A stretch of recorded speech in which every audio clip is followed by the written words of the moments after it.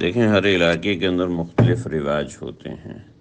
شرعی نقطۂ نظر سے اگر جس گھر میں انتقال ہوا ہے اس گھر والوں کو ایک دن کھانا دے دیا تو یہ بڑی اچھی بات ہے، اس میں کوئی حرج نہیں۔ بعض علاقوں میں 3 دن دیتے ہیں، بعض علاقوں میں 2 دن دیتے ہیں، یہ سب شرعی نقطۂ نظر سے درست نہیں ہے۔ لیکن البتہ کوئی ویسے ہی ان کو دے دیتا ہے کھانا، کوئی سنت نہیں سمجھتا، لازم نہیں سمجھتا، تو یہ درست ہے، کوئی اس میں حرج نہیں ہوگا۔ لیکن عام طور پر ہر علاقے میں اس کو ضروری سمجھا جاتا ہے، نہ دیا جائے تو لوگ باتیں کرتے ہیں طرح طرح کی۔ یہ غلط رواج ہے جو کہ خلاف اسلام ہے، جو کہ پسندیدہ نہیں ہے۔ لہٰذا ایسے کھانے دینے لینے سے بچنا چاہیے۔ لیکن اگر کوئی خاتون ہے اور گھر میں ہے، ڈیفینیٹلی اس کا بس نہیں چلے گا اور لوگ دیتے ہیں تو اس کے کھا لینے میں کوئی حرج اس عورت کے لیے نہیں ہے۔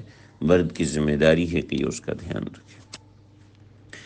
آگے اس کے جو ریلیٹیوز ہیں وہ سنڈے کے دن قرآن خوانی کرتے ہیں، تو یہ سنڈے کے دن قرآن خوانی کوئی فکس کر کے نہیں کر رہے، ویسے ہی سارے ثواب کے لیے کر رہے ہیں تو ٹھیک ہے۔